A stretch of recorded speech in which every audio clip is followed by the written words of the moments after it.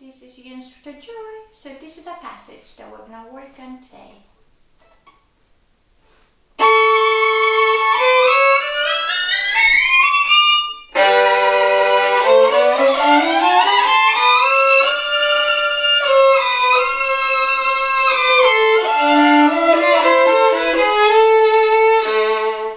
So this is a lot of 10th in scale, lots of string crossings. I have made another video, if not a couple of them, about playing 10th. So please check out those videos before you come to this one or after this. So when we play double stops, there's a lot of compromise we have to do.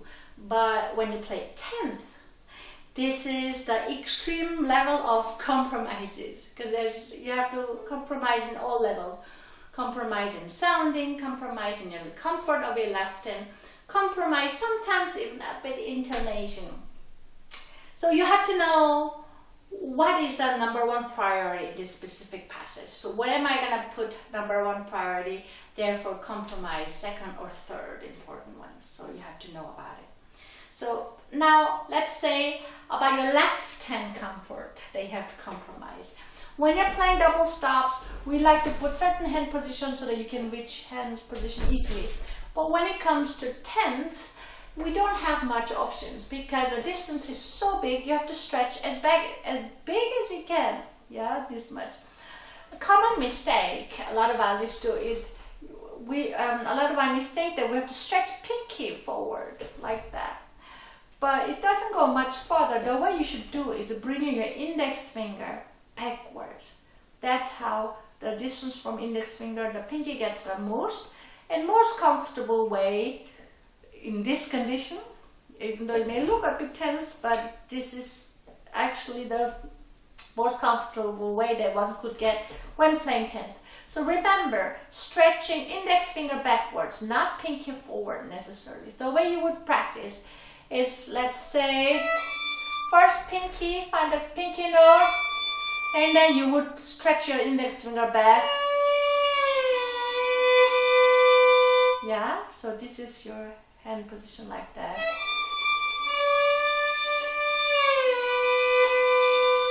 Yeah, and then see if you can play like that. So I like to double each note, that way you can connect each shifting, especially here. So it's shifting happens in every single note, so it would be a good idea to do like this.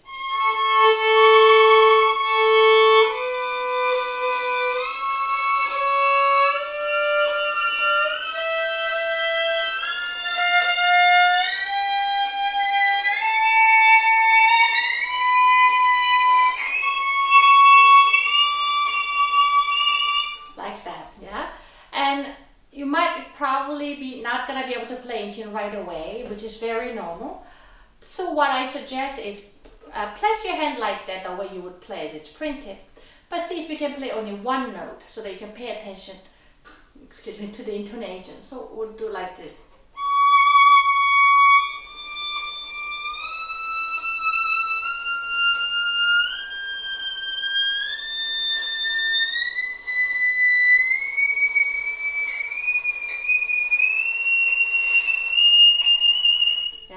Then the bottom one.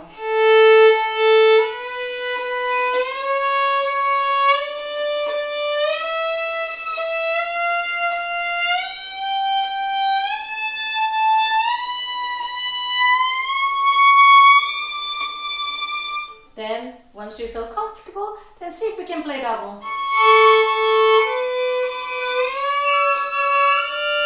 On and on, yeah? So that's when it comes to left hand practicing. Right hand, excuse me, there's another compromise that we have to do with the sound. So in other videos you might have seen that I mentioned about sounding point.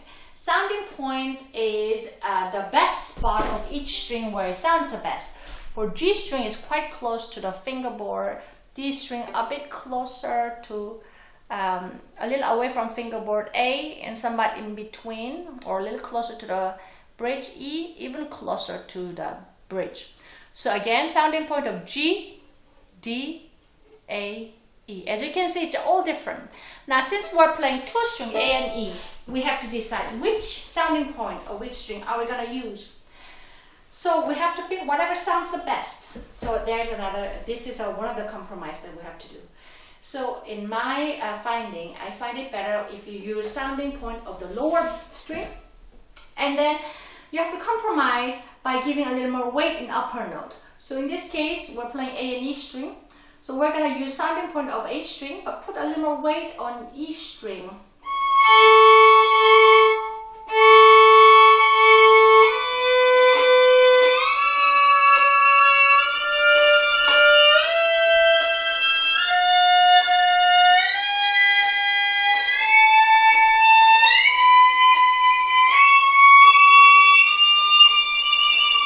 Yeah. So the last compromise that we have to do is that we have to also decide which finger gets the most weight on the fingertip. Yeah, because as you get higher, the action, which means between the distance between string and the fingerboard, gets greater. So it's a little hard to put the finger all the way down. You're wondering, why do I have to put all fingers down? So when you get higher, if you don't put all the way down, let's say, that's when finger is put all the way down to the fingerboard, meaning like this. But if I don't, it whistles a bit, so it just does not speak enough. So you have to know how do I do that. So my suggestion for you, which I find it to sound best, is when you put a little more weight on the pinky fingertip, but a little more relaxed on the index finger. The reason being is the pinky just is smaller muscle.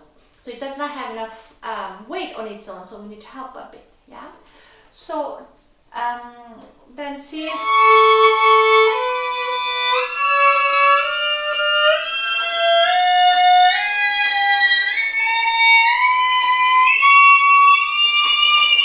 yeah? You might have noticed that at the end, the last three notes, I changed to 3 so that I can give a little more help to the end.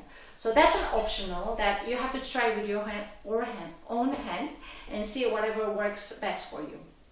When you practice such difficult technical stuff, we all have to be very careful so that we don't push our body, our muscle too much, but rather work gradually and one small step at a time.